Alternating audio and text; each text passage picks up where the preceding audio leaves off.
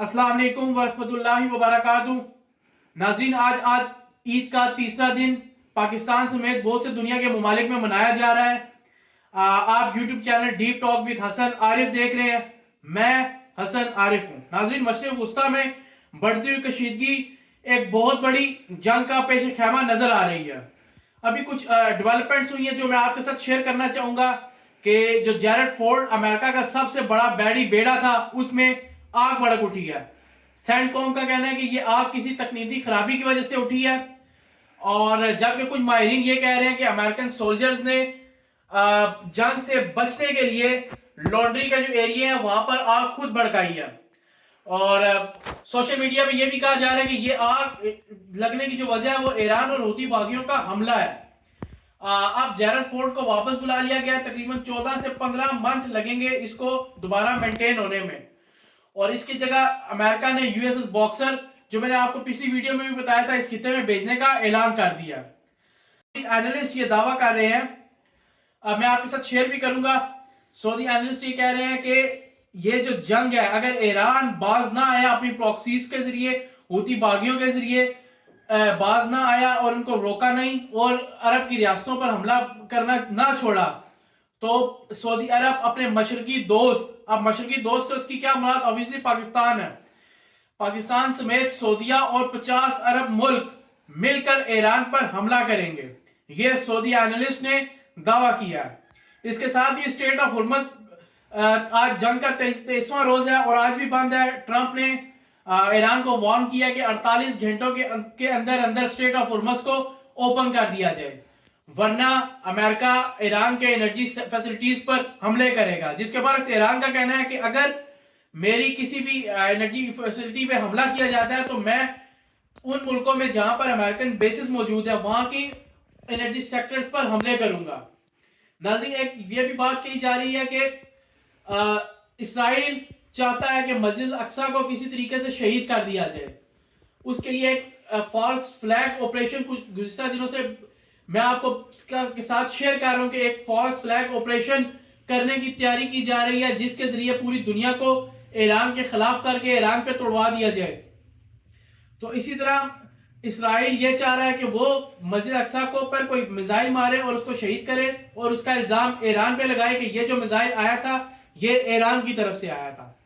इसी तरह मैंने आपसे शेयर किया कि वो अरामको पे भी हमले का मंसूबा बना रहे हैं, जिसके नतीजे में तमाम अरब मुल्क बशमूल पाकिस्तान जो है वो हमला करेगा ईरान पर। इसके साथ सऊदीया ने अपनी जो मक्का के करीब एयर स्पेस थी वो भी अमेरिका को दे दी है। अमेरिका के जो जहाज हैं, त्यारे हैं, वो वहां से उड़कर जो है ईरान पर बम्बार्डमेंट करेंगे। तो इसके नतीजे में ईरान बहुत चांसेस है कि वो उस बेस पर हमला करे, तो जिसको सऊदीया जवाब बना सकता है कि मक्का के करीब ईरान ने मिसाइल दागे। तो एक और बहुत डेवलपमेंट लेबनान की जानिब से है कि इसराइल ने कासमिया ब्रिज तोड़ दिया है ताकि जो हिजबुल्ला है, जो इसराइल के खिलाफ इस वक्त लड़ रहा है, उसकी की तमाम सप्लाईज को खत्म कर दिया जा सके, चाहे वो खुराक है, चाहे वो फाइनेंशियल सपोर्ट है, चाहे वो असला की जो सपोर्ट हो रही है ईरान की जानिब से, उन तमाम सप्लाईज को कट ऑफ करने के लिए कासमिया ब्रिज को तोड़ दिया गया। इस वक्त आलमी मार्केट में ऑयल 110 रुपए बैरल मिल रहा है, और जापान और साउथ कोरिया की जो मार्केट है वो 3 से 4% डाउनफॉल मजीद आ गई है।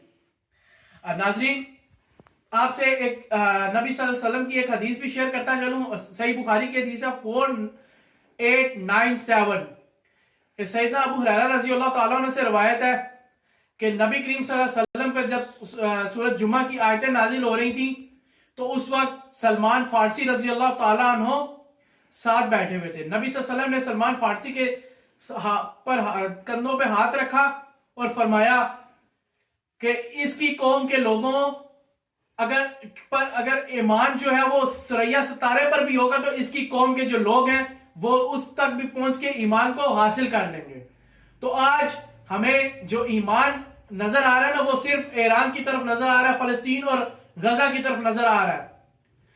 नबी सल्लल्लाहु अलैहि वसल्लम ने और हदीस में फरमाया कि क़यामत से कबल अहले हक का और अहले बातिल यानी काफरों का खैमा बुनियादी तौर पे सामने आ जाएगा। बीच में कोई भी जो है ना वो फरीक नहीं होगा। یا تو اہل ایمان کا خیمہ ہوگا یا اہل کفار کا خیمہ ہوگا. اور آج ہمیں نظر آ رہا ہے کہ تمام عرب ریاستیں جس طریقے سے اسرائیل اور امریکہ کی جھولی میں گر رہی ہیں ایران پر حملے کرنے کے لیے، اسے صاف نظر آ رہا ہے کہ اہل ایمان آج بھی تنہا موجود ہیں. یہ وار ختم ہوتی نظر نہیں آتی. میرے حساب سے یہ وار تقریباً 1 سے 2 سال مزید جو ہے نا وہ چلے گی. اور ابھی تو یورپ جو ہے وہ نیٹو اس چیز میں کترا رہا ہے کہ وہ اس جنگ میں نہ کودے.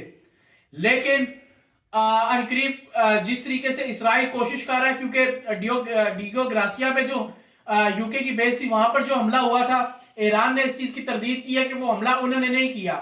تو پھر کون ہے ایسی طاقت جو دوسرے ممالک پر حملہ کر کے اس جنگ کو بھڑکانا چاہتی ہے؟ یقیناً اسرائیل نے جس طریقے سے اس جنگ میں امریکہ کو پھنسایا ہے، اس جنگ میں اسی طریقے سے عرب ریاستوں سمیت پاکستان کو اور دوسری دنیا کے ملکوں کو اس جنگ میں اتارنا چاہتا ہے، تاکہ وہ اپنی گریٹر اسرائیل کا منصوبہ بآسانی بنا لے.